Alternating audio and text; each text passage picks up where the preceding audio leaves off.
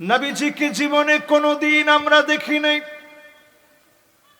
জীবনে কোনোদিন নবীজি আমাকে আপনাকে দেখে নাই। নবীজি আল্লাহর কাছে একটা নজর যদি ভাইগুলাকে দেখতাম, সাহাবীরা বলে, ওগো নবীজি আমরা কি আপনার ভাই না? নবীজি বলেন, না না, তোমরা আমার ভাই নও, বাল আনতুম আসহাবি, তোমরা তো কেবল আমার সাহাবী। ভাই হবে তারা যারা অনেক অনেক অনেক পরে আসবে, অনেক পরে এসে নবীজির উপরে যারা ঈমান এনেছেন, নবীজি আদর করে মহব্বত করে ভাই বলে নবীজি আমাদেরকে ডেকেছে। সুবহানাল্লাহ। আর একটু দিল থেকে বলেন, বলেন তো নবীজি কি আমারে দেখছে? আপনারে দেখছে? আপনি আমি নবীজিরে দেখছি? অনেকে হয়তো স্বপ্নে দেখছেন। এটা বড় সৌভাগ্যের কথা যারা স্বপ্নে দেখছেন নবীজিরে। সবাই নবীজিরে আমরা দেখি নাই। মান রাআনি ফিল মানাম ফাকাদ রাআনি ফিল ইয়াকযা। আল্লাহ নবীকে যদি স্বপ্ন যুগে আপনি দেখেন, কেমন যেন বাস্তবে নবীজিরে দেখলেন। فإن الشيطان لا يتمثل بي وفي رواية أخرى فإن الشيطان لا يتشبه بي। স্বপ্ন যুগে যদি নবীজিরে একবার দেখেন, কেমন যেন আপনি স্বচক্ষে নবীজির দিকে তাকায় তাকায় দেখলেন, যেই নবীজি জীবনে কোনোদিন দেখে নাই। কত ভালোবেসেছে আমাকে আপনাকে, সিজদায় পড়ে ভালো খাবারের জন্য নবীজি কাঁদে নাই।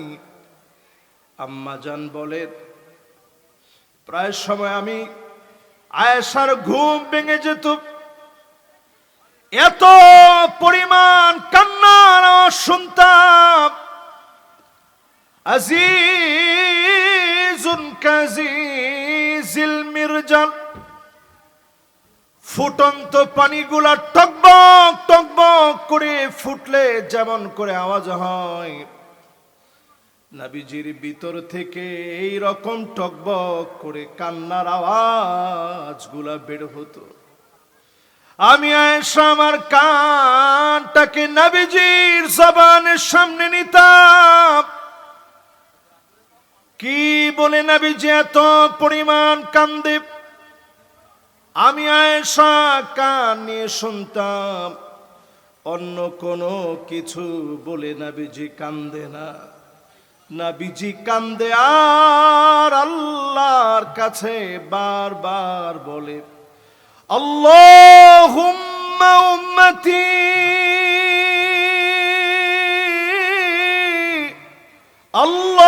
আল্লাহুম্মা উম্মতি, ও আল্লাহ আমার উম্মত, ও আল্লাহ আমার উম্মত। সিজদায় পড়ে নবীজি যাদের জন্য কেঁদেছেন, বলেন তারা কারা? একটু মহব্বত নিয়ে বলেন, কারা? এই আমাদের মতো গুনাহগারদের জন্য নবীজি সিজদায় গিয়ে কাঁদছেন। জিন্দেগিতে নবীজি কোনোদিন আপনারে দেখে নাই, তারপরেও নবীজি আমারে আপনারে চিনবে। কেমনে চিনবে? গুররান মুহাজ্জালিনা মিনাল ওযু, ওযুর পানিগুলা চেহারায় ঝকঝক করে উঠবে, চকচক করে উঠবে। নবীজি সেই দিন আমাকে আপনাকে চিনবে, শাফাত করবে। যিনি ধন্য বানায়া জান্নাতি বানায়া দিবেন, তিনি আমার আল্লাহ। জোরে কোন আল্লাহু আকবার। নবীজি আপনার আমার জন্য জান্নাতে গিয়ে অপেক্ষা করবে, হাত্তা তাদখুলা উম্মতি। অন্য সব নবীর উম্মতেরা আল্লাহর জান্নাতের ভিতরে 120টা কাতার হবে। সেই 120 কাতারের ভিতরে অন্য সব নবীর উম্মত মিলে মাত্র 40 কাতার হবে। আর আমার নবীর উম্মত দিয়ে 80 কাতার পোড়া হয়ে যাবে। 120 কাতারের ভিতরে 80 কাতার নবীজির উম্মত দিয়ে ভরে যাবে। নবীর উম্মত দিয়ে 80 কাতার যিনি পূর্ণ করে দিবেন তিনি কে? এবার একটু মহব্বত নিয়ে পড়েন তো মুহাম্মাদুর রাসূলুল্লাহ সাল্লাল্লাহু আলাইহি ওয়াসাল্লাম। পড়ছেন সবাই? কে কে চলে যাবেন টান টান করে হাতগুলা উঠান। মাশাআল্লাহ, একজন দুইজন তিনজন চলে যাবে, আর বাকিরা সবাই আছেন তো ইনশাআল্লাহ। আজকে বিশ্ব পরিস্থিতি নিয়ে, নবীর উম্মতদের বিশ্ব পরিস্থিতি নিয়ে আজকে আপনাদের সামনে একটু কথা বলবো ইনশাআল্লাহ। সূরা আলে ইমরানের সামনে তেলাওয়াত করেছি 138 এবং 139 নং আয়াতে কারিমা। এই দুইটা আয়াতের তাফসীর যদি আপনারা 1 ঘন্টা সময়ের ভিতরে একটু বুঝে যেতে পারেন। কর্তৃপক্ষ আমাকে বলছে যে হুজুর আপনি 12টা পর্যন্ত বয়ান করলেই হবে। আমিও টার্গেট নিয়েছি যে এই পর্যন্ত যদি আপনাদেরকে বুঝাইতে পারি 12টার ভিতরে। আপনারা আছেন তো ইনশাআল্লাহ? এরপরে আমাদের সম্মানিত মুহতারাম মেহমান আপনাদেরকে নিয়ে একটু দোয়া করে দিবেন। তাহলে খুব বেশি সময় আপনাদেরকে আমি কষ্ট দিব না, লম্বা সময় ধরে আপনাদেরকে কষ্ট দিয়ে আমি বিরক্ত করব না। স্বল্প সময়ে বেশি লাভ হয় এমন কিছু কথা আজকের এই মাহফিলে, রেল স্টেশনের একেবারে পার্শ্ববর্তী মাহফিল। জীবনের রেলগাড়িটা কেমন হবে এটা একটু রেলগাড়িটা গিয়ে বুঝাই দিস। যেরকম কম্পন সৃষ্টি হয়েছে, এই জীবন যেদিন শূন্য হয়ে যাবে এরকম একটা কম্পন সৃষ্টি হবে। আজকে আমি দুইটা আয়াত নিয়ে কথা বলবো ইনশাআল্লাহ। পড়েন, আল্লাহ রাব্বুল আলামিনের সায়াত করেন, হাযা বায়ানুল লিন্নাস।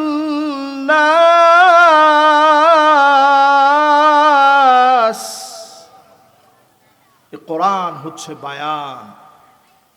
সব কিছুর কথাই কোরআনে আল্লাহ তাআলা দিয়েছেন। কোরআন হচ্ছে এমন এক বায়ান যে কোরআনের ভিতরে সব আছে। এই প্রশ্নটা রেখেছিল আমার এক উস্তাদকে নাস্তিকরা মিলে, যে আপনারা যে বলেন যে কোরআনে সব আছে, সব কিছুই কোরআনের ভিতরে আল্লাহ তাআলা দিয়েছেন, তাহলে বলেন তো দেখি কদ্দুর আটা দিয়ে কয়টা রুটি হয় কোরআনের কোন জায়গায় আছে? আমাদের দেশেও দেখবেন কিছু মাথা মোটা নাস্তিক মাঝে মাঝে কোরআন এবং ইসলাম নিয়ে এমন কথা বলে, সে মনে করে সে অনেক জিতে গেছে। আমি সরাসরি নাস্তিক বলবো না। সেদিন একজন নারী দেখলাম যাকাতকে নিয়ে এত কটাক্ষ করে কথা বলেছে। ঠিকঠাক তো আসতে বলছেন কেন? হুজুর ওনারা দলীয়ভাবে ক্ষমতায় আছে তো এই বিষয়ে তো বলা যাবে না। আমরা পরিষ্কার আজকের মাইক থেকে বলি, যাকাত হচ্ছে ফান্ডামেন্টাল ইস্যু। এই ইস্যু নিয়ে যদি কোনো নারী কোনো বাজে বক্তব্য দিয়ে থাকে, তওবা না করে তৎক্ষণাৎ ঈমান চলে যাবে। আমরা দেখেছি পরবর্তী লাইভে তিনি বলছেন যে দেখেন আমি আসলে একটা দলকে বিষয়টা বুঝাইছি, যেই দলটা যাকাত নিয়ে চলে, আমি যাকাতের বিরোধী না, এই দলটা যে যাকাত নিয়ে চলে এইটার বিরোধিতা আমি করতে গেছি। কখনো কখনো দেখা যায় এমন এমন কথা মানুষ বলে ফেলে, আবআদু বাইনাল মাশরিকি ওয়াল মাগরিব, ওই কথার কারণে জাহান্নামের গহীন থেকে গহীনে তার জায়গা হয়ে যায়। ঠিক কিনা বলে? আজকের মাহফিল দিয়ে আমরা শুরু করি এইভাবে। এই কোরআন হচ্ছে বায়ান। যখন নাস্তিক প্রশ্ন করছে কদ্দুর আটা দিয়ে কয়টা রুটি হয়, কোরআনের কোথায় আছে একটু বলেন তো দেখি। ওস্তাদ বললেন এটাও কোরআনে আছে। বললেন বলেন কি, এটা কোরআনে কোথায় আছে? কই, কোথাও তো পাই নাই কদ্দুর আটা দিয়ে কয়টা রুটি হয়। বললেন তুমি তো কোরআন জানার জন্য পড়ো না, এই কোরআন পড়ে দেখো। আল্লাহ তাআলা বলেছে ফাসআলু আহলা যিকরি ইন কুনতুম লা তা'লামুন। যদি তোমরা না জানো, যারা জানে তাদের কাছ থেকে জেনে নাও। কোরআন বলে দিয়েছে জেনে নেওয়ার জন্য। এই জন্য আল্লাহর কোরআনের কাছে সব আপনি জানতে চান, পাই টু পাই কোরআন নিয়ে পড়ে। একাকী নিঃসঙ্গতা কোরআন পড়ার মধ্য দিয়ে যিনি দূর করে দিবেন তিনি কে? নাস্তিক সঙ্গে সঙ্গে বলে উঠছে যে হুজুর বলেন কি? বলছে আমি তো আর জীবনে কোনোদিন রুটি বানাই না, রুটি বানায় আমার স্ত্রী, রুটি বানায় হোটেলে। যারা হোটেল বয় হিসাবে রুটি বানায় তাদেরকে গিয়ে জিজ্ঞাসা করো কদ্দুর আটা দিয়ে কয়টা রুটি হয়। এটাও কেমন যেন আল্লাহ কোরআনের মধ্যে বলে দিয়েছে। জোরে কল আল্লাহু আকবার। এই কোরআন হচ্ছে বায়ান। এই কোরআনের ভিতরে একটা পিঁপড়ার কথা আছে। একটা সূরা দিয়েছেন আল্লাহ, নাম দিয়েছেন সূরাতুন নামল। বলেন কি নাম? আরেকটা সূরা দিয়েছেন নাম হচ্ছে সূরাতুন নাহল, মৌমাছি নিয়ে সূরা। আরেকটা সূরা দিয়েছেন সূরায়ে ফিল, হাতি নিয়ে সূরা। আরেকটা সূরা দিয়েছেন সূরায়ে আনকাবুত, মাকড়সা নিয়ে সূরা। আল্লাহ রাব্বুল আলামিন এই কোরআনের ভিতরে বায়ান করেছেন। সায়েন্টিস্টরা গবেষণা করে দেখে পিপিলিকার কোনো কান নাই, তাইলে শুনলো কেমনে? শুনে কেমনে? কোরআন নিয়ে গবেষণা করলো ভুল ধরার জন্য। গবেষণা করতে গিয়ে দেখে কান নাই ঠিকই, হাঁটু থেকে নিয়ে পা পর্যন্ত মাঝখানে সেন্সিং একটা ভাইব্রেশন আল্লাহ দিয়ে দিয়েছে। ভূমিকম্প জমিনের ভিতরে আসবে, কোন যন্ত্র আগাম সেটাকে আইডেন্টিফাই করতে পারে না। ছোট্ট পিপিলিকার ভিতরে এমন যন্ত্র আল্লাহ বসায় দিয়েছে, সেন্সিং ভাইব্রেশন দিয়ে আগাম ভাবে পিঁপড়া বুঝে ফেলে একটু পরে ভূমিকম্প হবে। ওই জায়গা পিপিলিকা ছেড়ে দিয়ে চলে যায়। দুইটা পাকস্থলী পিপিলিকাকে আল্লাহ দিয়েছে, খাদ্য কাটার জন্য যন্ত্র আল্লাহ দিয়েছে। আল্লাহ রাব্বুল আলামিন এমন শক্তি দিয়েছে, মানুষ আমরা যেমন আবাসন বানাই, পিপিলিকা আবাসন তৈরি করে গভীর থেকে গভীরে মাটির নিচে আবাসন বানায় ফেলে, ভেন্টিলেশন প্রক্রিয়া সেখানে স্থাপন করে, আলো বাতাস যাওয়ার জন্য ব্যবস্থা করে। বিজ্ঞান অবাক হয়ে চিন্তা করে এত বুদ্ধি যিনি পিপিলিকার মাথায় দিয়েছেন তিনি কে? কিন্তু কোরআনের এই সকল জ্ঞানগুলো সবাই নিলেও কোরআনের হেদায়েত সবাই নেয় না। এই জন্য আল্লাহ রাব্বুল আলামিন পরের অংশে বলেন ওয়াহুদাউ ওয়া মাউইযাতুল লিল মুত্তাকিন।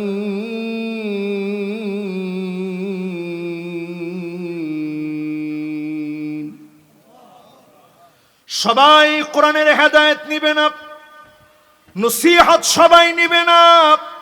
এই কোরআনের একটা আয়াত যদি বোঝার চেষ্টা করেন, এই কোরআনের একটা আয়াত দিয়ে যদি জীবন পরিবর্তনের চেষ্টা করেন, কোরআনের দিকে আসা মাত্র যিনি আপনাকে আলোকিত বানায় দিবেন তিনি কে? নবীজি কোরআন তেলাওয়াত করতেছিলেন। أم خلقوا من غير شيء أم هم الخالقون أم خلقوا من غير شيء أم هم الخالقون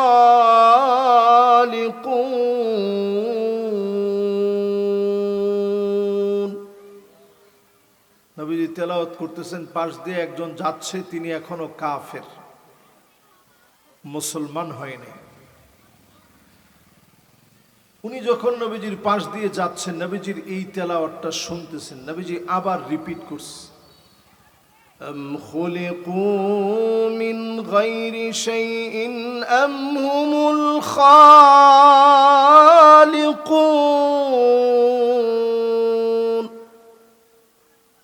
উনি স্থির হয়ে থেমে গেছে।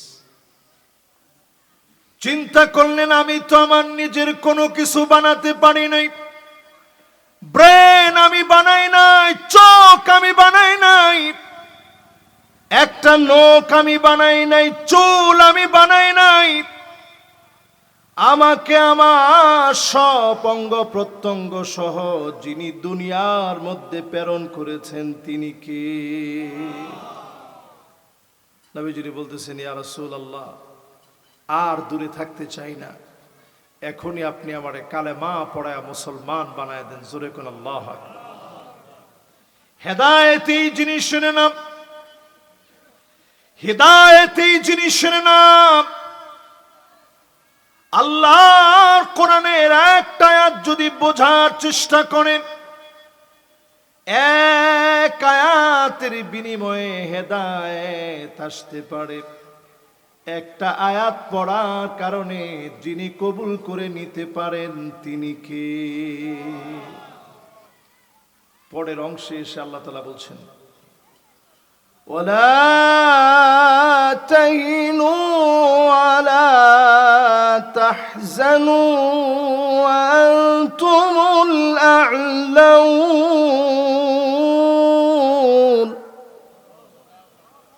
ওয়া আনতুমুল আ'লাউন ইন কুনতুম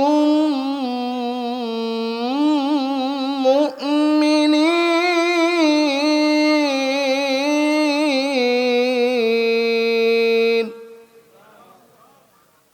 একটাবার চিন্তা করেন আল্লাহ কি বলছেন। আল্লাহ বলছেন, ও গোলামেরা, দুশ্চিন্তা করো না, মন ভেঙে ফেলো না, তোমরাই সেরা হবা। সুপারলেটিভ ডিগ্রি, ইসমে আফদল, তোমরাই সেরা হবা। ইন কুনতুম মুমিনিন, যদি তোমরা মুমিন হতে পারো, যিনি তোমাদেরকে সেরাদের সেরা বানায় দিবেন তিনি কে?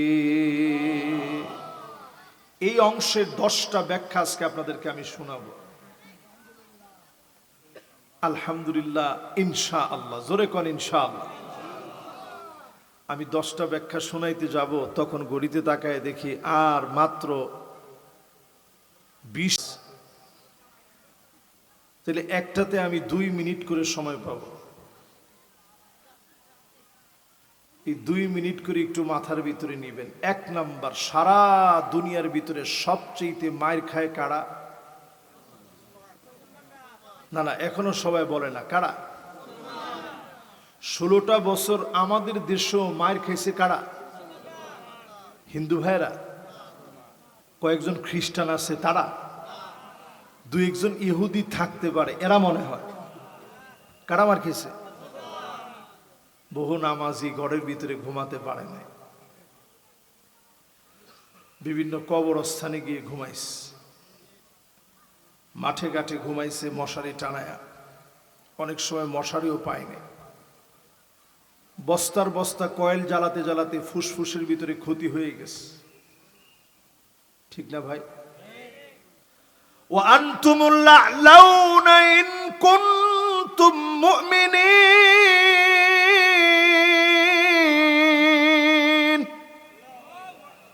তোমরাই সেরা হবা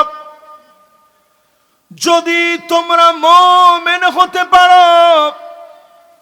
আজকের পৃথিবীর দিকে তাকায় দেখেন, সবচেয়ে বেশি মার খায় আমার মুসলমানেরা।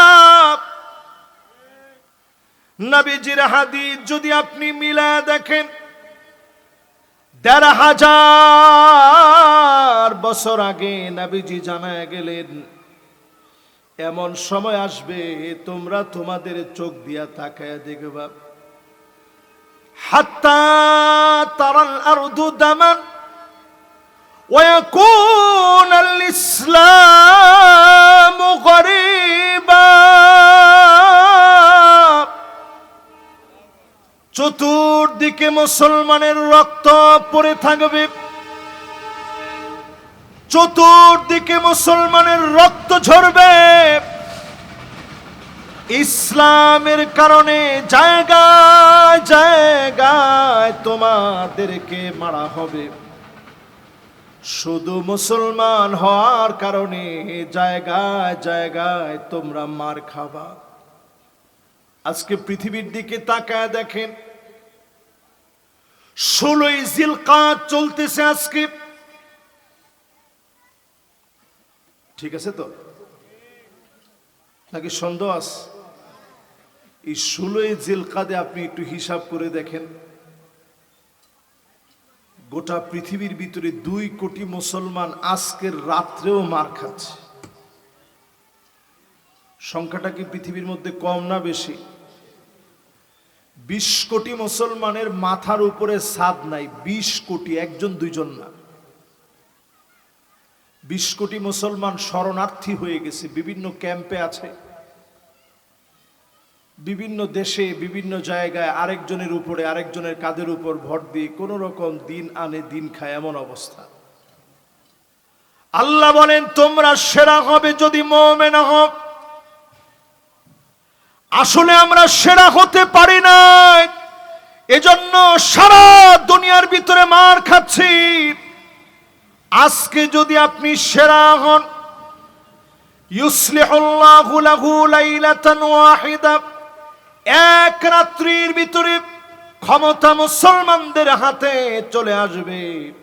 আবার যিনি মুসলমানদেরকে ক্ষমতা দান করে দিবেন তিনি কে? 1 নাম্বার পয়েন্ট, গোটা পৃথিবীর ভিতরে মায়ের খায় কারা? জোরে কোন কারা?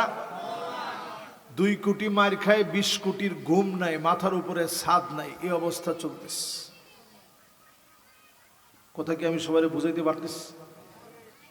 মাশাআল্লাহ, আপনারা যথেষ্ট মনোযোগ নিয়ে শুনতেছেন। এবার 2 নাম্বার পয়েন্টে চলেন। দ্বিতীয় নাম্বার পয়েন্ট একটু তাকায় দেখেন, আল্লাহর হাবিব বলে গেলেন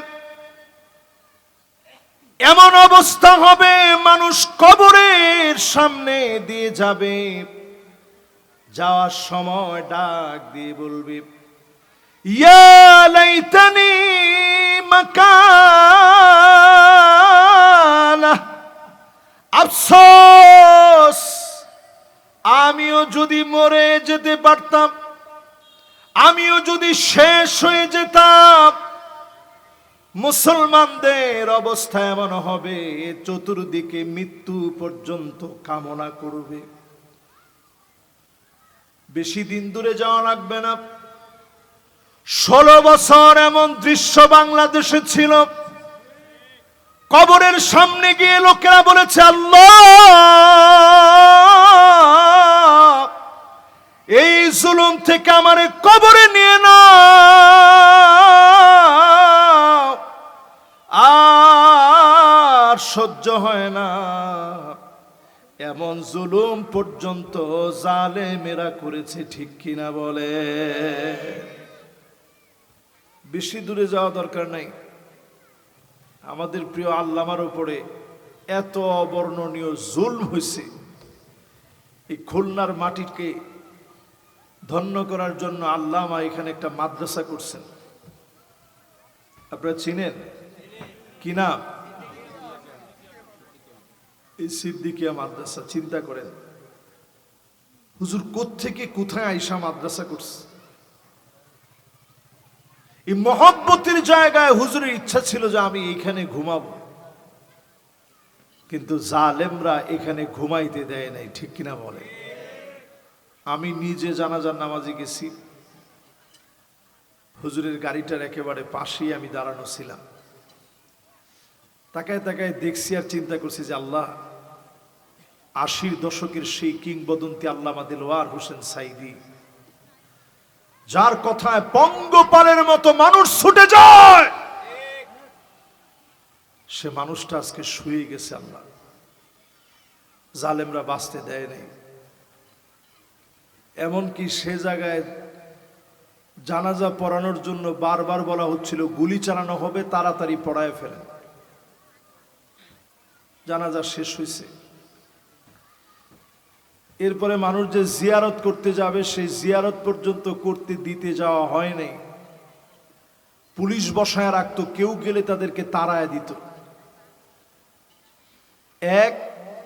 15 আগস্টে প্রিয় আল্লামা দুনিয়া থেকে বিদায় নিয়েছে। আরেক 15 আগস্ট তারা উদযাপন করতে পারে নাই, তার আগে জালেমদেরকে আল্লাহ পাক মূলসহ তাড়া দিয়েছে। আল্লাহ পাক বুঝাই দিয়েছে,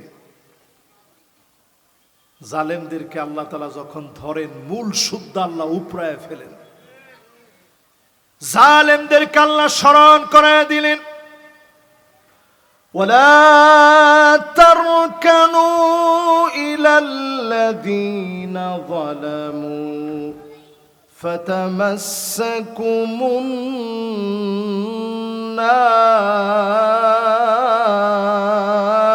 النار। খবরদার জুলুম করো না, জুলুম করলে তোমাদেরকে জুলুমের কারণে পাকড়াও করা হবে। জাহান্নামের আগুন তোমাদেরকে গিলে খাবে, জাহান্নামের আগুন তোমাদেরকে নিষ্পেষিত করে ফেলবে। চতুর্দিক থেকে জাহান্নামের আগুন তোমাদেরকে ঘেরাও করে ফেলবে। স্বচক্ষে যেন আমরা দেখলাম জালেমদেরকে যখন আল্লাহ ধরলেন, এমন ভাবে ধরলেন পালাবার জায়গা পায় নাই। এজন্য আল্লাহ বলছেন, ওয়ালা তারকানু, জালেমদের সঙ্গে ঠেস দিও না, বন্ধুত্ব করো না, সহযোগিতা করো না। যারা সেলফি উঠায়া গর্ব করে এক সময় ফেসবুকে দিয়েছে, এক একটা ছবি এখন তাদের পতনের জন্য বড় হুমকি হয়ে গেছে। ঠিক নেই? 10 পয়েন্টের 2 পয়েন্ট আমার। কবরের সামনে গিয়ে মানুষ বলবে, আহ আল্লাহ যদি মরে যেতে পারতাম। বাংলাদেশের বহু মানুষ এই কথা বলছে যে আল্লাহ যদি মরে যেতে পারতাম। বলছে না ভাই? আপনাদের কাছে কি মনে হয় বলছে? 3 নাম্বার পয়েন্ট আসেন আমার ভাইয়েরা, পরিস্থিতি এমন হবে পায়ের নিচের মাটি গুলা সরে যাবে। এত পরিমাণ মুসলমানদেরকে মারা হবে, টাকনু পর্যন্ত রক্তে লাল হয়ে যাবে, রঞ্জিত হয়ে যাবে রক্ত দ্বীপ, টাকনু পর্যন্ত লাল হয়ে যাবে। মাশাআল্লাহ, কমিটির লোকজন বলছে হুজুর আরো 20 মিনিট বাড়ায় দিয়ে। আপনারা আছেন? লিল্লাহে তাকবীর। ইনশাআল্লাহ আমার 10 পয়েন্টের 3য় নাম্বার পয়েন্ট চলতেছে, 20 মিনিট তো বাড়াইতেই হবে। তাহলে আমি 10টা শেষ করব কেমনে? তাহলে 3 নাম্বার পয়েন্ট, রসুল বলে গেছেন আমাদেরকে দুশ্চিন্তা করতে আল্লাহ কোরআনে না করছে, মন ভাঙতে না করছে। আমাদের রক্ত পৌঁছায় যাবে কি পর্যন্ত বলেন? সবাই টাকনু কোনটা দেখেন তো, দেন তো একটু দেখি। মাশাআল্লাহ, এই যে ভাইরা দেখাইছে। তাহলে চিন্তা করেন, টাকনু পর্যন্ত যদি রক্ত পৌঁছায় যায়, মায়ের কম হবে না বেশি হবে? দেখেন আমাদের পার্শ্ববর্তী দেশে কে ক্ষমতায় আসছে, কি হয়েছে, ওইটা আমার দরকার নেই। শুধু আমি এইটা বলতে চাই, আল্লাহ কাসম, আল্লাহ কসম করে বলতেছে আমার সামনে কোরআন। আজকে আমার কাছে, আমি আপনাদেরকে দেখাই দিই, তাইলে আপনারা বুঝবেন কি পরিমাণ জুলুম হচ্ছে। আজকে আমার কাছে আসার সময় আমাদের পার্শ্ববর্তী দেশের এক ভাই, এই দেখেন, এই দেখেন +91, তারপরে নাম্বারটা না বললাম, মিডিয়ার ভাইরা হয়তো কাছ থেকে দেখতে পারবে, মাওলানা হয়তো দেখতেছেন। একজন ভাই আমারে ফোন দিছে পার্শ্ববর্তী দেশ থেকে, ফোন দিয়ে আমারে বলতেছে যে হুজুর আমাদের জন্য খালি দোয়া করেন, খুব বড় মুসিবতে আছে। তো আমি তাকে শুধু একটা ভয়েস মেসেজ দিয়ে বললাম যে নাসরুম মিনাল্লাহি ওয়া ফাতহুন করিব, সাহায্য আসবে আল্লাহর পক্ষ থেকে, অবিসম্ভাবী নিশ্চিত বিজয় মুসলমানদের হবে। জোরে করে আল্লাহু আকবার। এই কথাটা যখন বলছি ছেলেটা আশ্বস্ত হয়ে বলল যে হুজুর দোয়ায় শামিল রাখবেন, হুজুর আপনার দেওয়া ভয়েসটা আপনি কেটে দেন, আপনার সমস্যা হইতে পারে। এরপরে ও যে আমাকে ভয়েসগুলো পাঠাইছে এবং লেখাগুলো পাঠাইছে সবগুলা সে ডিলিট করে দিস। দেখেন হুজুর, সবগুলো ডিলিট করে দিয়ে দেখছেন। প্রস্তুতি নেওয়া লাগবে, টাকনু পর্যন্ত রক্ত পৌঁছায় যাবে, 2টা টাকনু পর্যন্ত রক্ত পৌঁছায় যাবে। এরপর মুসলমানদের বিজয় আবার আসবে। কারণ হচ্ছে এখন আমরা মুমিন হই নাই, যেদিন মুমিন হবেন যিনি বিজয় দিয়ে দিবেন তিনি কে? সংখ্যা দিয়ে আমাদের বিজয় আসে না। আমার সাথে বলেন, সংখ্যা দিয়ে আমাদের বিজয়। 4 নাম্বার পয়েন্ট। কয় নাম্বার? সংখ্যা দিয়ে আমাদের বিজয় আসবে না, বিজয় আসবে ঈমানের হিম্মত দিয়ে। সংখ্যা দিয়ে কোথাও মুসলমানেরা বিজয় অর্জন করতে পারে নাই, হুনাইনে পারে নাই, উহুদের ভিতরে বিজয় আসে নাই। সংখ্যা দিয়ে মুসলমানদের বিজয় আসে না, বিজয় অবশ্যই মুসলমানদেরকে ঈমানের কারণে যিনি দিয়ে দিবেন তিনি কে? এবার একটু আপনাদেরকে বুঝাই। প্রথমে কাছের ইতিহাস দিয়ে বুঝাই। এই যে আজকের ইউরোপে যাওয়ার জন্য আমাদের ছেলেরা পাগল পাড়া, ঠিক না? এই খুলনায় বসে যদি আমি বলি আপনাদেরকে ইউরোপ পাঠাবো, হুজুর কত লাগবে বলেন, আপনি লোক হিসেবে আমাদের প্রিয় মানুষ, বললেই হুজুর টাকা দিয়ে দিব। যদি বলি যে 20 লাখ টাকা করে লাগবে, তাও লোক পাওয়া যাবে না? আমার ক্যামেরাম্যানই বলছে যাবে মানে আমি নিজেই যাব হুজুর। তো 20 লাখ টাকায় ইউরোপ মানুষ যেতে চায়, কারণ তারা এখন সারা ওয়ার্ল্ডের ভিতরে তারা সকল দিকে এগিয়ে থাকার কারণে মুদ্রার দাম বেশি, এই জন্য তাদের এখানে মানুষ যেতে চায়। কর্ম করলে টাইমের দাম বেশি, এই জন্য মানুষ যেতে চায়। এই ইউরোপ বিজয়ের জন্য তারেক বিন জিয়াদ গিয়েছিলেন আটলান্টিক মহাসাগর পাড়ি দিয়ে। আমরা যেটাকে জিব্রাল্টার প্রণালী বলি, জিব্রাল্টার প্রণালী যেটাকে বলি, এই জিব্রাল্টার কেন বলে? এই তারেক বিন জিয়াদ নাম থেকে জিব্রাল্টার হয়েছে। জিব্রাল্টার, তারেক বিন জিয়াদ আটলান্টিক মহাসাগর যখন পাড়ি দিয়ে যাচ্ছেন, সাথে সৈন্য আছে মাত্র 7,000। কয় হাজার? আরে 60,000 না মিয়া, কত হাজার? আরে 7,000। কত হাজার? 7,000 সৈন্য নিয়ে আটলান্টিক মহাসাগরের ভিতরে নৌকা পাড়ি দিয়ে দিস। যখন নৌকাটা দিয়ে ওই পারে গিয়ে নামছে, তাকায় দেখে সব সৈন্য বাহিনী রেডি হয়ে আছে মুসলমানের দিকে। সেই সময়ের গোলা বারুদ, সেই সময়ের অস্ত্র শস্ত্রে সুসজ্জিত তারা তাক করে রাখছে।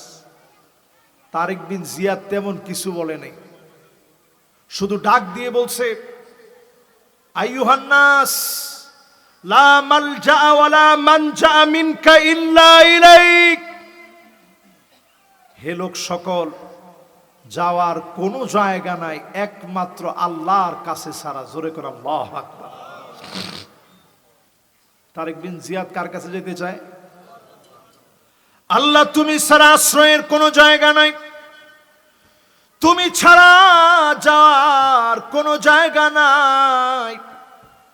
তারেক বিন জিয়াদ যখন ডাক দিয়েছে, সঙ্গে সঙ্গে একটা স্লোগান উঠে গেছে, তাকবীর আল্লাহু আকবার, তাকবীর আল্লাহু আকবার। এমন ভাবে প্রকম্পিত হয়েছে, আটলান্টিকের পার এমন ভাবে প্রকম্পিত হয়েছে, আজকের এই পর্তুগাল, আজকের এই স্পেন এমন ভাবে প্রকম্পিত হয়েছে, এই পর্তুগাল এই স্পেন এমন ভাবে প্রকম্পিত হয়েছে তারেক বিন জিয়াদের কণ্ঠে। কাফেররা খ্রিস্টানরা বলতে বাধ্য হয়েছে, এই লোকগুলা যদি পাহাড়ের দিকে তাকায় বলতো, লাউ আরাদু আন ইয়াখলাআল জাবাল লাখালাউ, ও পাহাড় তুমি সরে যাও। তারেক বিন জিয়াদ যদি বলতো, আমাদের কাছে মনে হয় এমন ইমানি হিম্মতি মুসলমানদের ভিতরে ছিল, পাহাড় তার জায়গা থেকে সরে যেত। এমন হিম্মতের কারণে যিনি মুসলমানদেরকে বিজয় দিয়েছিলেন তিনি কে? সংখ্যা দিয়ে না, মাত্র ছিল কত? আর আজকে আমরা পৃথিবীতে মুসলমান কত কোটি? 200 কোটির উপরে এখন প্রতিনিয়ত মুসলমান হচ্ছে। এরপরও আমাদের হালত এমন, সামনের দিন মার খাওয়ার জন্য আসতেছে, টাকনু পর্যন্ত রক্ত পৌঁছায় যাবে, ওই দিন আসতেছে। এরপরে আসেন আমার ভাইয়েরা 4 নাম্বারের পরে কয় নাম্বার? কত নাম্বার? এবার 5 নাম্বারটা শুনেন। 5 নাম্বার এমন অবস্থা হবে, কৃত্রিম ভাবে মুসলমানদেরকে ক্ষুধা যন্ত্রণা দেখানো হবে, দুর্ভিক্ষ লেগে যাবে, দাজ্জালের হাতের ভিতরে খানা চলে যাবে, কৃত্রিম ভাবে তারা মেঘকে পর্যন্ত নিয়ন্ত্রণে আনবে। যেখানে প্রয়োজন হবে হঠাৎ করে তারা মেঘ সেখানে বর্ষিত করবে। বম্পিং এর মাধ্যমে একটা মেঘ দেখবেন আসছে, কেমন মেঘ আপনি চিন্তা করতে পারবেন না, এমন একটা মেঘ শুরু হবে। এইভাবে তারা নিয়ন্ত্রণ নিবে পৃথিবীর। এখনই ধারণা করা হচ্ছে পৃথিবীর বহু দেশে তারা এই কৃত্রিম উপায়ে ক্লাইমেট পরিবর্তনের প্রতিযোগিতায় তারা নেমে গেছে। ঠিক না, ঠিক না ভাই? রিজিক তারা তাদের হাতের ভিতরে নিয়ন্ত্রণ করার চেষ্টা করবে। নারীদেরকে ঘরের ভিতরে দড়ি দিয়ে বেঁধেও রাখতে পারবেন না। আধুনিকতার নামে দৌড়ে তারা চলে যাবে। এখনকার সময় দেখবেন নারীদেরকে নিয়ে আমরা পজিটিভ বললেও অনেক সময় সেটাকে নেগেটিভ করে উপস্থাপন করা হয়। না না, ঠিকটা কিন্তু ঠিকের মতো হয় না, ঠিক নেই? মাশাআল্লাহ, মা বোনরা এখন আবার খুব মনোযোগ নিয়ে শুনতেছে। আজকে থেকে মা বোনরা কানের ভিতরে ঢুকায় নেন, যদি জান্নাতে যেতে চান তো আপনার স্বামী খুশি হওয়া লাগবে। ঠিক বলছে একজন যে বিয়ে শাদী করে নাই, অথবা করছে বয়স অল্প কয়েকদিন, বনিবনা স্বাভাবিক, অল্প কয়েকদিন ভালোও থাকে মন্দও থাকে, এই জন্য বলছে ঠিক। আপনারা বাকিরা কি বলেন? ঠিক হয় নাই? ঠিক। আবার আপনিও যদি জান্নাতে যেতে চান, পরিবারটারে জান্নাতি পরিবার বানাতে হবে। জোরে কোন আল্লাহু আকবার। অসংখ্য বাপ জান্নাতের সামনে দাঁড়া কাঁদবে, আল্লাহ বলবে গোলাম থাকো, পা উঠায় বসছে, বস বসো বাজান, কোনো অসুবিধা নেই, বস। ও ছোট মানুষ তো, ও আবার ভাববে যে ওয়াজে গেছি, ধমক দিয়ে আমার পা নামাই দিছে, জীবনে আমি আর পা নামাবই না। বাজান তোমার যেইভাবে কমফোর্ট ফিল হয় ওইভাবে তুমি বসো। ছোট মানুষ, ওরা হচ্ছে আজকের মাহফিলের একটা ফুটন্ত গোলাপ। ঠিক না, ঠিক না? আমি আমার মসজিদে যদি কোনো বাচ্চা চিৎকার দিয়েও কাঁদে, আমি নামাজের পরে কাউরে ধমক দিতে দিই না। ওরা যদি এখন নামাজে না আসে, আগামীর প্রজন্ম নামাজ পড়বে কে? এই জন্য হ্যাঁ হ্যাঁ, এই যে ঠিক না, একটু অজুখানার ভিতরে দেখবেন যুবক পোলাপান অজুর ভিতরে অন্য মনস্ক হয়েই যেতে পারে। কলটা ছেড়ে রাখছে, আপনি মুরব্বী মানুষ বিরাট একটা ধমক দিয়ে দিলে, কি অজু করিস, তো তো অজু করতে আসবে না। এই জন্য মহব্বত দিয়ে যুবকদেরকে কাছে টানতে হবে, এরা আমাদের সম্পদ। আমি প্রায় সময় মসজিদে যুবকদেরকে, ছোট ছোট বাচ্চাদেরকে একটু আতর লাগায় দিই। এই আতরের রেজাল্ট এমন হয়েছে, আমি আগে যেখানে খতিব ছিলাম 11 বছর ওইখানে ছিলাম, এই 11 বছরে আমি দেখছি আমার মসজিদে 27 জন যুবক তারা এতেকাফের মধ্যে বসছে। জোরে কোন আল্লাহু আকবার। তো প্রথম যে বছর বসছে ওরা আমারে বলতেছে যে হুজুর একটু কি মোবাইলটা নিয়ে ঢুকতে পারবো না? তো আমি কই ঠিক আছে, মোবাইল দিয়ে কাজটা কি? কই যে হুজুর একেবারে মোবাইল তো আর একবারে বাদ দিতে পারি না, কিছু কিছু দেখলাম। আমি ঠিক আছে, তোমরা এতেকাফে বসো। প্রথম বছর বসছে, দ্বিতীয় বছর তারা আমারে বলতেছে হুজুর এবার মোবাইল ঘরের মধ্যে তালা বন্ধ করে রেখে আস। তৃতীয় বছর তারা আবার সব বন্ধুরা মিলে বসছে, বৈশা বলতেছে যে হুজুর এই বছর শুধু মোবাইল তালা লাগাই নেই, ঘুমের মধ্যেও তালা লাগাই দিছি, সারা রাত 1টা মিনিট ঘুমাই নেই। জোরে কোন আল্লাহ। এই জন্য আমার ভাইয়েরা, কয় নাম্বার বলতেছিলাম খেলাছে? ও মাত্র 5 নাম্বার। এবার 6 নাম্বারটা শুনেন। 6 নাম্বারটা এই যুবককে দিয়ে মনে হয়েছে আমার।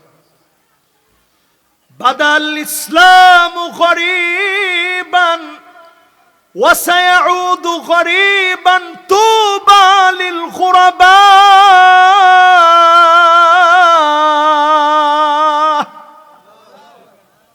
ইসলাম আবার বিজয়ী হবে যুবকরা যদি নিজেদেরকে ব্যতিক্রম বানায়, যুবকরা যদি নামাজি হয়ে যায়।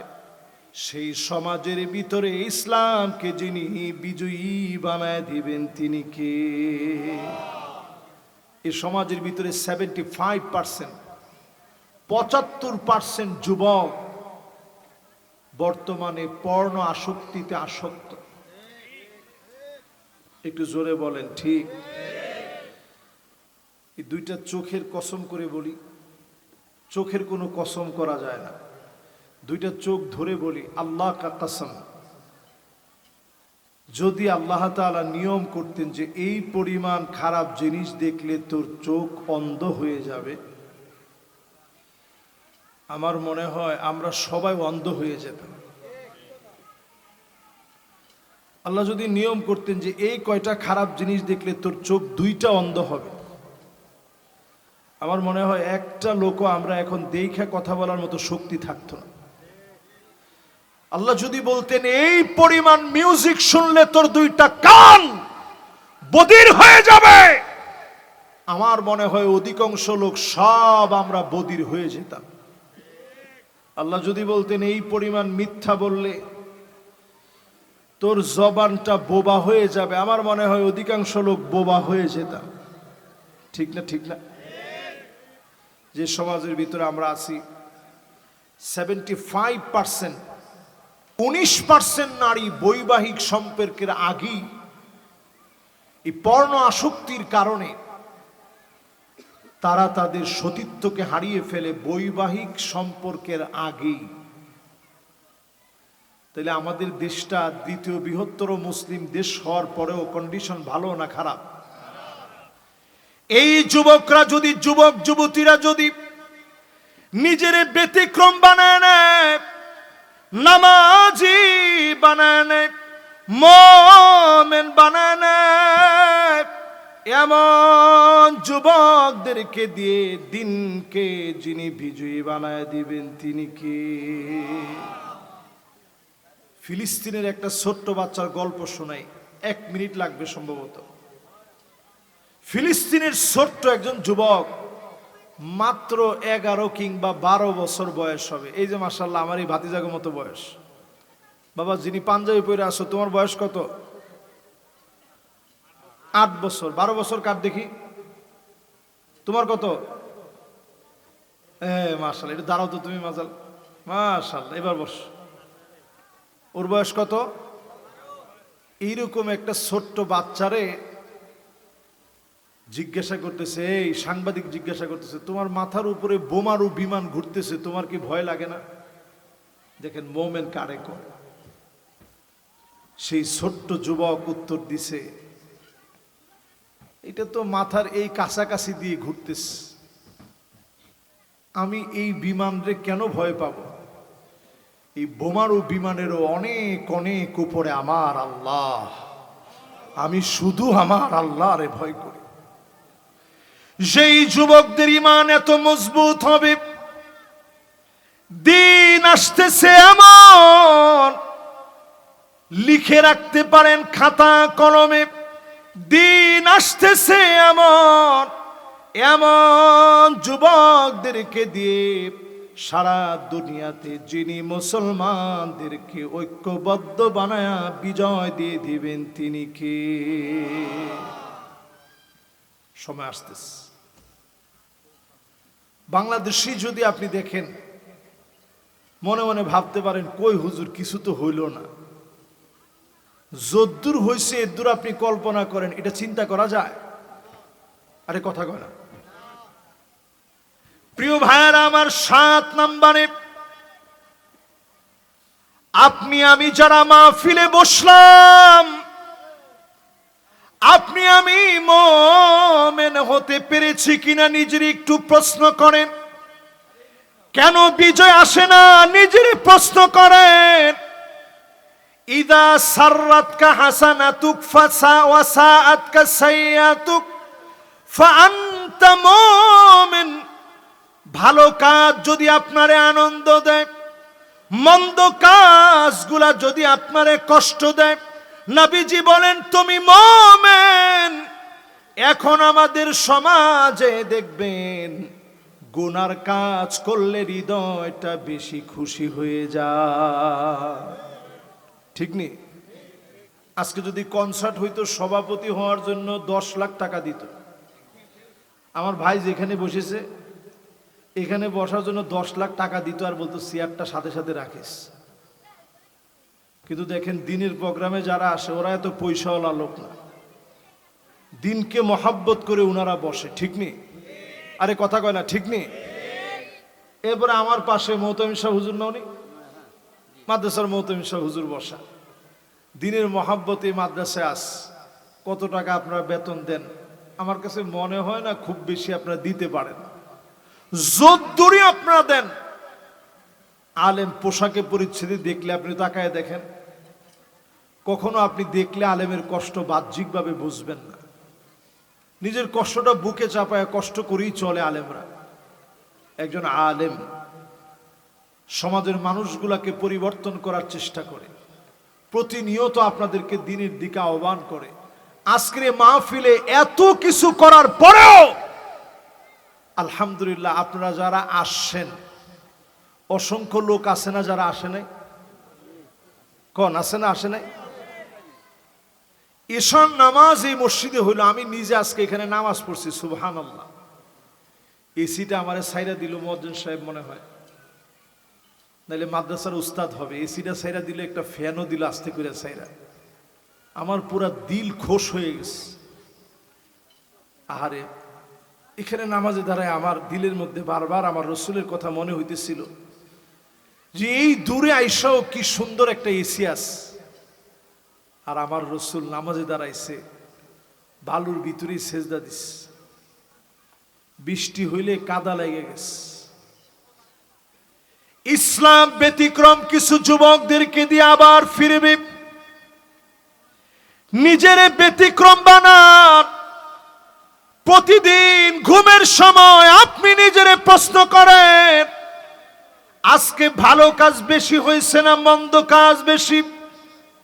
খারাপ কাজের জন্য লজ্জিত হয়ে যান, চোখের পানি ছেড়ে দিয়ে কাঁদেন, কয়েকবার দুরূদ শরীফ পড়ে ফেলেন, সাল্লাল্লাহু আলাইহি ওয়াসাল্লাম, সাল্লাল্লাহু আলাইহি ওয়াসাল্লাম। ইস্তিগফার পড়তে পড়তে আয়াতুল কুরসি পড়েন, ফালা ইয়াজাল আলাইকা মিনাল্লাহি হাফিজ। পুরা রাত আপনার জন্য মালিক ফেরেশতা পাঠায়া দিবে, ব্যবসা বাণিজ্যে বরকত হয়ে যাবে, ঘরের ভিতরে রহমত নাজিল হবে, সন্তানগুলা শান্তিতে ঘুমাবে, যিনি হেফাজতের চাদর বিছায়া দেবেন তিনি কে?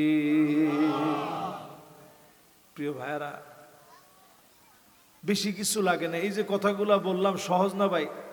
সাল্লাল্লাহু আলাইহি ওয়াসাল্লাম, সাল্লাল্লাহু আলাইহি ওয়াসাল্লাম, সাল্লাল্লাহু আলাইহি ওয়াসাল্লাম, আস্তাগফিরুল্লাহ, আস্তাগফিরুল্লাহ।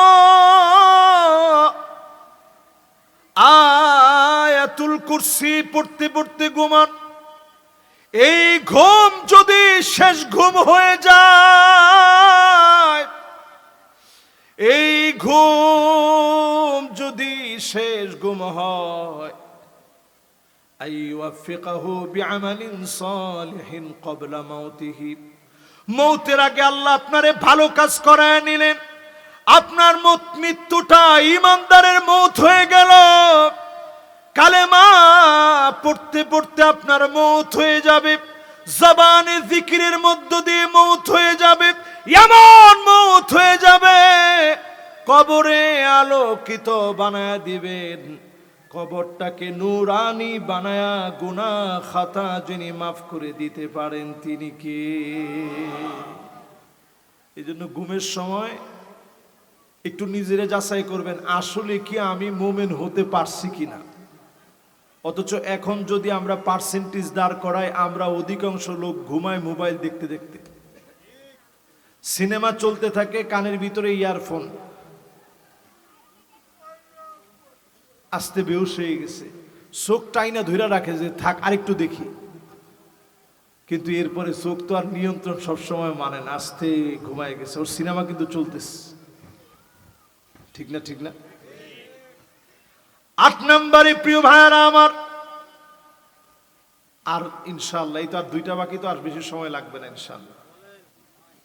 আপনারা আছেন তো এখন কি 9 8 নম্বর না? ইখতিলাফ লেগে গেল তো বিরাট। আপনারা সবাই বলেন 7 নাম্বার শেষ না 8 নাম্বার শেষ? 7 শেষ না? হ্যাঁ ঠিক আছে, তাহলে এবার 8 নাম্বার। অনেকে এখন চাবে যে হুজুর আরেকটু বাড়াক, এজন্য সংখ্যায় লাগলে ভুল বলি, অসুবিধা নেই, কিন্তু আমার হাদিসের সংখ্যায় পেছ লেগে যাবে, তখন আর আমি মিলাইতে পারবো না। এই জন্য কয় নাম্বার? 8 নাম্বারে প্রিয় ভাইরা আমার, যতজন আমার সামনে এই মুহূর্তে বসা আছেন, আজকে থেকে এই কথা মনে রাখবেন, আপনি আমি যদি পরাজিত হই, ইসলাম পরাজিত হয় না। ইসলামকে অবশ্যই যিনি বিজয়ী বানাবেন তিনি কে? আপনি আমি পরাজিত হইলে, আমি আপনি পরাজিত হইলাম, ইসলাম পরাজিত হবে না। ইসলাম এমন এক ধর্মের নাম, একজনরে দিয়ে আল্লাহ তাআলা কবুল করলে গোটা জাতি মুসলমান হয়ে যাবে। জোরে কোন আল্লাহু আকবার। এই যে আজকের মালদ্বীপ বলেন, জাজাইরের একজন আলেম সেখানে গেছে, সেইখানের একটা কথা ছিল, প্রত্যেক বছরের একটা সময় সবচেয়ে সুন্দরী নারীটাকে সাজায় গোছায়া সমুদ্রের পাড়ে রেখে আসা হতো। ইফরিতুম মিনাল জিন, জিনদের ভিতরে বদ জিন যেগুলো আছে সেগুলো এসে এই নারীর উপরে অত্যাচার করে তাকে মেরে ফেলত। তো জাজায়ের থেকে যে আলেম গেছে, একেবারে নওজোয়ান আলেম, এখনো দাড়ি উঠে নাই। আরবের লোকদেরকে যারা দেখছেন এত সুন্দর, দাড়ি না উঠলে তেমন বোঝার কায়দা নাই। তো তিনি আসছেন, ওনার ভাষা ভিন্ন, তিনি ঘরের মধ্যে গিয়ে দেখছেন খালি কান্নাকাটি চলতেছে, কিন্তু এর দূর তিনি বুঝছেন যে কান্নাকাটির একটা কারণ আছে, কারণ হচ্ছে তার এই মেয়েটারে সমুদ্রের পাড়ে আজকে রেখে আসবে। আবু বকর জাজাইরি রহমতুল্লাহ আলাইহি, তিনি সেই নারীকে বললেন, খবরদার মা, আপনি কাইদেন না, বুঝাইলেন ইশারায়, আমারে সেখানে রেখে আসেন, আমার কিচ্ছু হবে না। মেহমান মানুষ, নাসরবান্দা হওয়ার কারণে উনারে নিয়ে রেখে আসলেন, সাজায় গুছায় সুন্দর করে রেখে আসছেন। সকালবেলায় সবাই লাশের অপেক্ষায় আসছে দেখার জন্য যে লাশটার কি অবস্থা। আয়সা দেখে জাযাইরি রহমতুল্লাহ আলাইহি তিনি তেলাওয়াত করতেছেন, জোরে কোন আল্লাহু আকবার। সবাই অবাক হয়ে গেলেন, কেমনে বেঁচে আছেন তিনি। বাদশা ডেকে নিলেন, কেমনে তুমি বেঁচে আছো? উনি বুঝায় বললেন, এই কোরআনুল কারীম সারা রাত ধরে আমি তেলাওয়াত করেছি। এই কোরআনের কারণে আল্লাহ রাব্বুল আলামিন আমাকে হেফাজত করেছে। এই কোরআনের কারণে আল্লাহ পাক আমাকে জীবিত রেখেছে। আবু বকর জাযাইরি রহমতুল্লাহ আলাইহি উনার মতো একজনকে দিয়ে পুরা মালদ্বীপের প্রেসিডেন্ট সহকারে, পুরো মালদ্বীপের প্রেসিডেন্ট সহকারে সবাই মিলে পড়ে ফেলেছে লা ইলাহা সাল্লাল্লাহু আলাইহি সাল্লাম। একজনকে দিয়ে আল্লাহ তাআলা বিজয় দিয়ে দিয়েছেন। ইসলাম বিজয় হওয়ার জন্য আসছে। 9 নম্বরে প্রিয় ভাইরা আমার, যারা আমার সামনে এই মুহূর্তে বসছেন, নারী কিংবা পুরুষ সবাই মিলে এই দিন বিজয়ের জন্য আশা লাগবে। وَأَنِحْكُمْ بَيْنَهُمْ بِمَا أَنزَلَ اللَّهُ।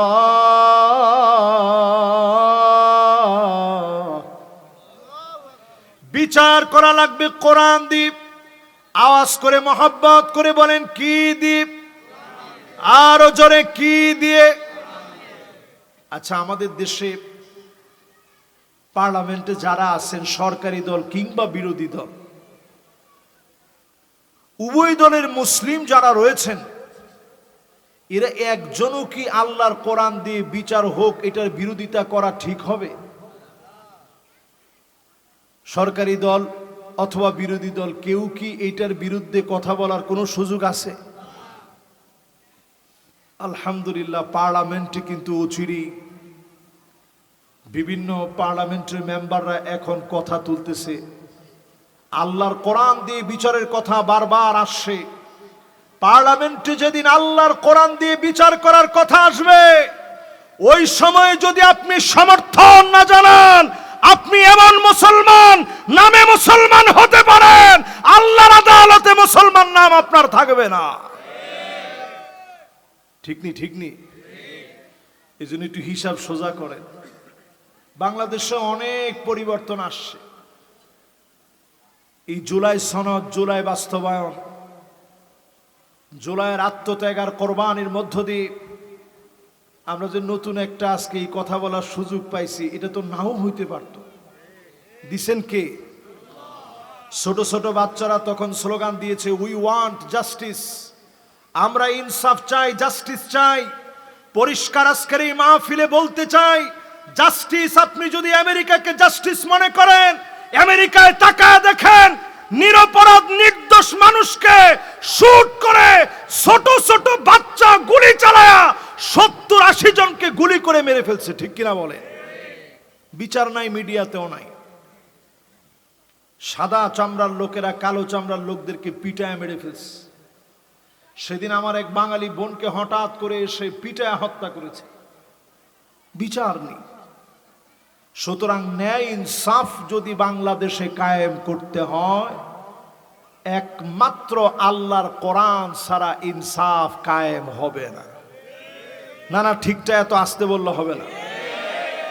বাংলাদেশে যদি ইনসাফ কায়েম করা লাগে, দিনে দুপুরে মানুষ হত্যা যদি বন্ধ হতে হয়, ছিনতাই, চাঁদাবাজি, রাহাজানি যদি বন্ধ হতে হয়, আল্লাহর কোরআন ছাড়া ইনসাফ কায়েম হতে পারে না। আপনাকে আমার সাথে একমত? এটা আমার 9 নম্বরের পয়েন্ট হচ্ছে, বিচার করা লাগবে কি দিয়ে? ওয়ানিহকুম বাইনাহুম বিমা আনজালাল্লাহ। আল্লাহ পাক বলেন, বিচার হওয়া লাগবে কোরআন দিয়ে। ওয়ালা তাত্তাবি আহওয়াহুম, মন গড়া বিচার চলবে না। আওয়াজ করে বলেন, কি গড়া বিচার চলবে না? 9 নম্বরের দ্বিতীয় পয়েন্ট, মুসলমান যদি চিন্তা দুশ্চিন্তা ভুলে যেতে হয়, মন গড়া বিচার বাদ দেওয়া লাগবে। সূরা মায়েদা খুলেন, আপনারা মনে মনে চিন্তা করতেছেন হুজুরি কি বললেই হবে। সূরা মায়েদা খুলেন, সূরা মায়েদা খুলে হাতের সামনে সূরা মাইদা এর আপনি 49 নং আয়াতে কারিমা আপনি খুলেন। এই যে দেখেন আল্লাহ কি বলেন। আল্লাহ বলছেন খবরদার মন গড়া বিচার চলবে না। এরপর আল্লাহ কি বলেন, ওয়াহদারুহুম আন ইফতিনুকা আন বা'দি মা আনজালাল্লাহু ইলাইক। সতর্ক থাকা লাগবে, মুসলমান সতর্ক হওয়া লাগবে, কাফেররা যেন কিছু ঢুকায় দিতে না পারে। সতর্ক থাকা লাগবে, আমেরিকা যেন আমাদের ব্যাপারে চক্রান্ত করতে না পারে, পার্শ্ববর্তী দেশ যেন আমাদের উপরে আগ্রাসন চালায়া স্বকীয়তা নষ্ট করতে না পারে। সতর্ক থাকা লাগবেই লাগবে, ঠিক কিনা বলেন? কোরআন দিয়ে আল্লাহ তাআলা আমাদেরকে বিজয়ের মানচিত্র এঁকে দিতেছে, সতর্ক থাকা লাগবে।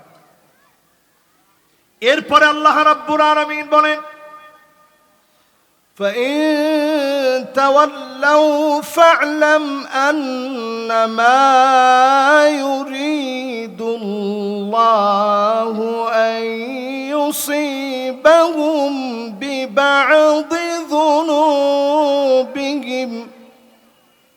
খবরদার এরপরেও যদি তেরামি করে ঘাড় ঘুরায় আনো, ফাইন তাওয়াল্লাউ মানে ইসলামের দাওয়াত দিছে আর ঘাড় ঘুরায় নিস, এরকম ঘাড় তেরা আছে?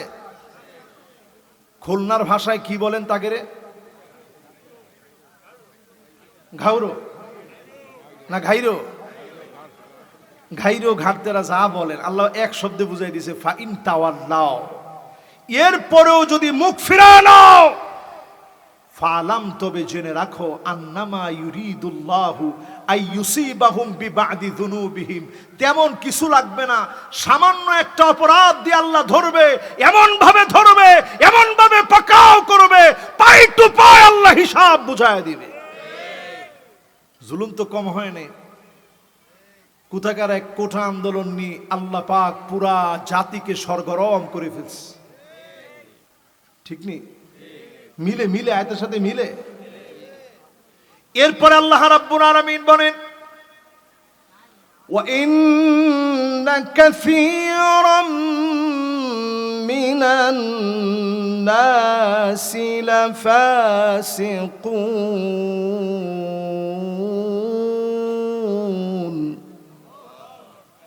অধিকাংশ লোকেরা হবে ফাসিক।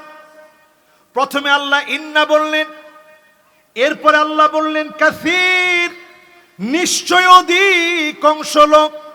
বাদুন নাস আল্লাহ বলে নাই, নাফারুম মিনান নাস বলে নাই, ফারাদুম মিনান নাস বলে নাই, ওয়া ইন্না কাসীরাম মিনান নাস বললেন। অধিকাংশ লোক ফাসিক হবে, যারা নামে মুসলমান হলেও কাজে মুনাফিক হবে। ঠিক নি? ঠিক নি? এরপর আল্লাহ কি বলেন একটু শোনেন, আফা হুকমাল জাহিলিয়াতি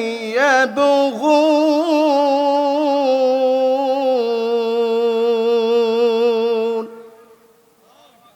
আল্লাহ বলতেছে এত কিছুর পরেও কি তোরা জাহিলিয়াতের দিকে চলে যাবি? আমার কাছে তো একেবারে সচক্ষে তাকায় দেখতেছি, যারা এখনো বলেন, মনে করেন, কামনা করেন যে আগের তারাই ভালো ছিল। এরকম লোক আছে না? চায়ের দোকানে বসলেই গল্প জুড়ে দেন যে আগেই ভালো ছিলাম। এই কীর্তি, এই সমস্ত জুলাই আন্দোলন হইলো, লাভটা কি হইল? এরকম যারা চিন্তা করেন বলেন, আফা হুকমাল জাহিলিয়াতি ইয়াবগুন। এত কিছুর পরেও লোকেরা কি জাহিলিয়াতের দিকে চলে যাবে? জাহিলিয়াতের দিকে যায় না। বাংলাদেশে যদি আবার জাহিলিয়াতের দিকে ফিরে যান, এই দেশটার ভিতরে গৃহযুদ্ধ লেগে যাবে। এজন্য জুলাইয়ের রক্তের উপর দিয়ে যে দেশটা আমরা অর্জন করেছি, আরেকটা বার স্বাধীন ভূখণ্ডে স্বাধীনভাবে কথা বলার যে স্বাধীনতা পেয়েছি, এটা রক্ষার জন্য সোচ্চার হন। যদি না হন, যুদ্ধ লেগে যাবে, গৃহযুদ্ধ শুরু হয়ে যাবে। আল্লাহর হাবিব হাদিসের ভিতরে স্পষ্ট জানায় গেছেন, এমন অবস্থা হবে ইস্তিগফাফাম বিদ্দাম, চতুর্দিকে গ্যানোসাইড হবে, রক্তারক্তি হবে, যুদ্ধ হবে। যদি বাঁচতে হয়, আল্লাহর কোরআনের দিকে আমাদের ফিরে আসা লাগবে, ঠিক কিনা? এরপরে প্রিয় ভাইয়েরা আমার, আল্লাহ রাব্বুল আলামিন তারপরে জানায় দিলেন, ওয়ামান আহসানু মিনাল্লাহি হুকমা, আল্লাহর হুকুমের চাইতে সুন্দর আর কোনো হুকুম হতে পারে না। জোরে বলেন ঠিক। লিকাওমি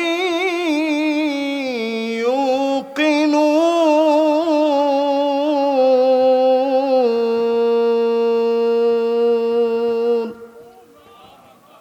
সবাই এটা বুঝবে না। এটা বুঝবে যারা প্রবল বিশ্বাসী হবে। মাশাআল্লাহ, হাইয়াকুমুল্লাহ। মাশাআল্লাহ, কেমন আছেন হযরত? মাশাআল্লাহ, মাশাআল্লাহ। হুজুর চলে আসছেন ইনশাআল্লাহ। হুজুর আজকে দোয়া করবেন। হুজুর এখানে বসে, তাফাদ্দাল। মাশাআল্লাহ। আমি একেবারে শেষ কথায় চলে আসছি। লিকাওমি ইউকিনুন, এটা বুঝবে তারা যারা প্রবল জ্ঞানী হবে। আমাদের মুসলমানদের হারানো সম্পদ স্বর্ণ গহনা ডায়মন্ড না, খালি তেলের খনি বের করা, এটা আমাদের হারানো সম্পদ না। নবীজি বলে, তোমাদের হারানো সম্পদ কি? মুমিনদের বলেন তো দেখি, একজন মুমিনের হারানো সম্পদ কি? মাশাআল্লাহ, একজন বলেন তো দেখি, কার উত্তর সঠিক হয়। মুমিনদের হারানো সম্পদ কি? আরেকটা বার সুযোগ দেখি, কে পাশ করে, পাশ করলে পুরস্কার আছে। মুমিনের হারানো সম্পদ কি? এখানে কিন্তু কুয়েট আপনাদের পাশেই না? কুয়েট একেবারে লাগানো, লগোয়া কুয়েট। অনেক বিচক্ষণ অনারেবল পার্সোনালিটি এখানে আছেন। নবীজি হাদিসের মধ্যে বলছেন, আল হিকমাতু দাল্লাতুল মুমিন, মুমিনের হারানো সম্পদ হচ্ছে এই জ্ঞান। জোরে কোন আল্লাহু আকবার, আরেকটু জোরে কোন আল্লাহু আকবার। ফামান ওয়াজাদাহা ফাহুয়া আহাক্কু বিহা, যেখান থেকে মোমেন জ্ঞান পাবে ওইখান থেকে উঠায় নিবে, লুফে নিবে, কেড়ে নিবে, তুলে নিবে। আমরা জ্ঞান উঠায় নিই না। টাকা পাইলে লাগলে টাকাটা নিয়ে তিনবার ডাক দেয়, কার টাকা, কার টাকা, কার টাকা, এমন ভাবে কই আপনার এক দিক দিয়ে বলছেন তো কানও শুনে নেই। কেউ কেউ তখন ফতোয়া দিয়েছে, হুজুর ছোটবেলায় শুনছিলাম এরকম তিনবার বললে টাকা হালাল হয়ে যায়, তো এরকম হালাল করে পকেটে নিয়ে নিস। আমরা টাকা পেলে কিন্তু উঠায় নিই, কিন্তু জ্ঞান উঠায় নেই না। আজকে যারা এখানে বসছেন, আবু হুরায়রার প্রচন্ড খিদা এরকম কাতরাচ্ছে, এদিকে একবার বেঁকে যাচ্ছে, এদিকে একবার বেঁকে যাচ্ছে। নবীজি আদর করে নিয়ে গেছেন। নবীজির ঘরেও কোনো খাবার নাই, এক পেয়ালা দুধ আসছে হাদিয়া। নবীজি বলছেন, আসহাবে সুফার যে সাহাবীরা আছে সবাইরে ডাকো। এই 70-80 জন সবাই আগে খাইছে, নবীজি সবাইরে আগে খাওয়াইছেন। আবু হুরায়রা রাদিয়াল্লাহু তাআলা আনহুরে খাওয়াইছেন, পরিবারে খাওয়াইছেন, নিজে তারপরে খাইছেন। এরপরেও দুধের জায়গায় রয়ে গেছে। জোরে কোন আল্লাহু আকবার। আমার রাসূল তো তিনি উম্মে মা'বাদ, রাসূলের কেরামত দেখে, মুআজিজা দেখে তৎক্ষণাৎ কালেমা পড়ে মুসলমান হয়ে গেছে। জোরে কোন সুবহানাল্লাহ। আবু হুরায়রা রাসূল গেছেন, প্রচন্ড ক্ষুধা লাগছে, খাওয়ার কিছু নেই। তাকায় দেখে এক পাল সাগিয়াস, সাগি দুধ দোয়ানো যায় না? উম্মে মা'বাদরে গিয়ে বলতেছে, আমাদেরকে কি কিছু দুধ দেওয়া যায়? আবু বকর গিয়ে জিজ্ঞাসা করো তো। তা আবু বকর রাসূলের পরিচয় দিয়ে বলছে, ওনাকে কি চিনেন? বলছে, হ্যাঁ চিনি। বলছে, একটু দুধ কি দেওয়া যাবে? তুমি বলছে, না আমি তো দুধ দিতে পারবো না, আর এখানে যে সাগিগুলো আছে দুধ দেওয়ার মতো নাই।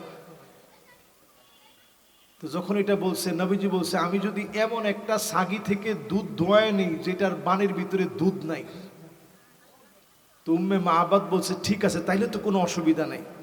একেবারে জীর্ণ শীর্ণ, যার বানগুলা লেগে গেছে, এরকম একটা বানের ভিতরে নবীজি যখন বরকতের হাতটা শুধু দিছে, ওই দুধ নবীজি দহন করে উম্মে মাবাদরে প্রথমে খেতে দিছে। উম্মে মাবাদ পান করার পরে আবু বকরকে খাইতে দিছে। আবু বকর পান করার পরে আমার রাসূল খাইছে। এরপরও বরকত শেষ হয় না। জোরে করে আল্লাহু আকবার। উম্মে মাবাদ এই দৃশ্য দেখা তৎক্ষণাৎ বুঝে ফেলছে এটা সাধারণ কোনো মানুষ না। আজকে থেকে আমি সাক্ষ্য দিলাম, আশহাদু আল্লা ইলাহা ইল্লাল্লাহ ওয়া আশহাদু আন্না মুহাম্মাদান আবদুহু ওয়া রাসূলুহু। জোরে করে আল্লাহু আকবার। প্রিয় ভাইরা আমার, 9 নম্বরের পরে 10 নম্বর শেষ কথা বলি। ওয়ালা তাহিনু ওয়ালা তাহজানু ওয়া আনতুমুল আ'লাউনা ইন কুনতুম মুমিনিন। মুমিন হয়ে যদি কবরে যেতে পারেন, কবর আলোকিত হবে। নামাজ আপনার জন্য দাঁড়ায় যাবে নূরুন ওয়া বুরহানুন ওয়া নাজাহ। কবর আলোকিত হয়ে যাবে। অন্ধকার কবরের ভিতরে কে যেন আপনার জন্য দাঁড়ায় গেল। নামাজ দাঁড়ায় যাবে, আমলগুলা দাঁড়ায় যাবে। আপনার জন্য নাজাতের ফয়সালা হয়ে যাবে। যিনি ডেকে ডেকে মাফ করে দিবেন তিনি কে? এজন্য মোমেন হইয়া কবরে যায়, মোমেন না হইয়া কবরে যায় না। মোমেন হয়ে কবরে যাওয়ার জন্য আজকে থেকে যেহেতু এটা জিলকাদ মাসের কত তারিখ সবাই বলেন, কত তারিখ? আজকে থেকে আমি শেষ কথায় 6টা আমল বলবো। 1 নাম্বার আমল হচ্ছে, এই হাদিসটা সহিহ হাদিস, কানাত লাহু কাআজরি হাজ্জাতিন ওয়া উমরাতিন তাম্মাতিন তাম্মাহ। আজকে থেকে যদি ফজরের নামাজে জামাতের সঙ্গে পড়েন, সূর্য উঠা পর্যন্ত একটু বসলেন, হারাম ওয়াক্ত শেষ হলো, ইশরাকের 2 রাকাত নামাজ পড়লেন, এই ছোট্ট আমলটা যদি আল্লাহর কোন গোলাম করেন, হজ আপনার উপরে ফরজ হয় নাই অথবা টাকা নাই, যেতে পারেন নাই, কিন্তু ছোট্ট আমলটা করছেন, সওয়াব কেমন? পরিপূর্ণ হজ এবং উমরা করলে যেমন সওয়াব হবে, তাম্মাহ পরিপূর্ণ সওয়াব যিনি বান্দার আমল নামায় দিবেন তিনি কে? তো মোমেন হিসাবে কি আমাদের এই কাজটুকুন করা উচিত না ভাই? হজে যেতে পারেন না। 2 নাম্বার আমল, নবীজি বলছেন, মান খারাজা মিন বাইতিহি মুতাতাহহিরান, সুন্দর করে ওযু বানায়া মসজিদের মধ্যে গেছে নামাজের জন্য, ইলা সালাতিন মাকতুবাতিন কাআজরুহু কাআজরিল হাজ্জিল মুহরাম। ইহরামের পোশাক পরে, সাদা ইহরামের পোশাক পরে 2 টুকরা কাপড় পরে হজ করলে যেমন সওয়াব হয়, আল্লাহর কোন গোলাম ঘর থেকে 1 পা 2 পা 10 পা 20 পা দিয়ে যখন মসজিদে যায়, সম পরিমাণ সওয়াব বান্দার আমল নামে আল্লাহ দিয়ে দিবে। 2 নাম্বার কাজ হচ্ছে 5 ওয়াক্ত নামাজে হাইটা যাবেন। 3 নাম্বার কাজ, নবীজি বলছেন, মান গাদা ইলাল মসজিদি লা ইউরিদু ইল্লা আই ইয়াতাআল্লাম লা ইউরিদু ইল্লা আই ইয়াতাকাল্লাম। মসজিদে গেছে, অন্য কোনো কথা বলতে চায় না। মসজিদে গিয়ে কি করছে? যে লোকটা মসজিদে গেছে, মসজিদে যাইয়া ইল্লা আই ইয়াতাআল্লাম খায়রান আও ইউআল্লিমাহু, নিজে হয় কিছু শিখছে অথবা শিখাইছে। জোরে কোন আল্লাহু আকবার। মসজিদে গেছেন, আলতু ফালতু কোনো গল্প টল্প না করে কিছু শিখছেন অথবা শিখাইছেন। এই কাজটা যদি কেউ মসজিদে গিয়ে করে, কানা লাহু কাআজরি হাজ্জিন তাম্মান হাজ্জাতাহু, পরিপূর্ণ হজ করলে যেমন সওয়াব হবে, সম পরিমাণ সওয়াব বান্দার আমল নামে আল্লাহ দিয়ে দিবে। সুবহানাল্লাহ। এজন্য কালকে থেকে মসজিদে বসলে একটু জ্ঞান বিতরণ করবেন অথবা নিবেন। এরপরে 4 নাম্বার আমল, উমরাতুন ফি রমাদান তা'দিলু হাজ্জাতান, সেই বুখারীতে হাদিস আসছে, কেউ যদি রমজান মাসে একটা উমরা করে তাহলে হজ্জের সমান সওয়াব বান্দার আমলনামায় দিয়ে দিবে। জোরে কোন সুবহানাল্লাহ। এজন্য যাদের হজের তৌফিক নাই, হজ ফরজ হয় নাই, নফল একটা উমরা করবেন, রমজান মাসে নিয়ত করবেন, আগে ভাগে টিকিট কেটে রাখবেন, তাহলে অল্পের ভিতরে আপনারা যেতে পারবেন। এরপরে প্রিয় ভাইয়েরা আমার, 5 নম্বরে, কারো যদি পিতামাতা থাকে, হাজ ফরজ হয় নাই, সুন্দর ব্যবহার করেন, হাদিসের ভিতরে আসে, এটাও বুখারীর হাদিস, ফাফিহিমা ফাজাহিদ, পিতামাতার সঙ্গে সুন্দর ব্যবহার করলেন, জিহাদের ময়দানে গেলে যে সওয়াব হতো, হজ্জে গেলে যে সওয়াব হতো, আমল করলে যে সওয়াব হতো, সম পরিমাণ সওয়াব বান্দার আমল নামে আল্লাহ দিয়ে দেবে।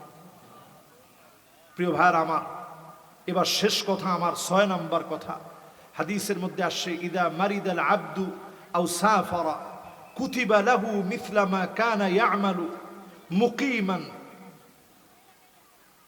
এই হাদিসটি সেই বুখারীতে আসে। নবীজি বলতেছেন, কেউ নিয়ত করছে একটা কাজ করবে, এর মধ্যে অসুস্থ হয়ে গেছে, আল্লাহ তাআলা বলবে ফেরেশতারা লেখো। ফেরেশতারা বলবে আল্লাহ কি লিখব?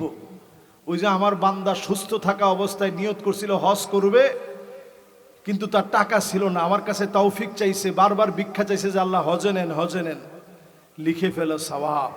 হজ না করেও নিয়তের কারণে যিনি সওয়াব দিয়ে দিবেন তিনি কে? এজন্য আজকে থেকে এই 6টা আমলের সঙ্গী বানায় নেবেন, পারবেন ইনশাআল্লাহ। আল্লাহ তাআলা আমাদেরকে তৌফিক দান করুক, পড়েন আমিন। হাদা মা ইনদি ওয়াল ইলমু ইনদাল্লাহ আলাইহি তাওয়াক্কালতু ওয়া ইলাইহি উনীব। লম্বা সময় নিয়ে ফেললাম, এজন্য দুঃখ প্রকাশ করছি। আমার মুহতারাম, ইনশাআল্লাহ আপনাদেরকে নিয়ে প্রতিবারের মতো এবারেও মোনাজাত পরিচালনা করবেন। মোনাজাত মানে চুপি চুপি আল্লাহর সাথে কথা বলা, মনের কথাগুলো বলবেন। আমার মেয়ের জন্য দোয়া করবেন। আমার মেয়ে বাচ্চা মানুষ, 4 বছরের বাচ্চা, প্রচণ্ড অসুস্থ, ক্যান্সারে আক্রান্ত।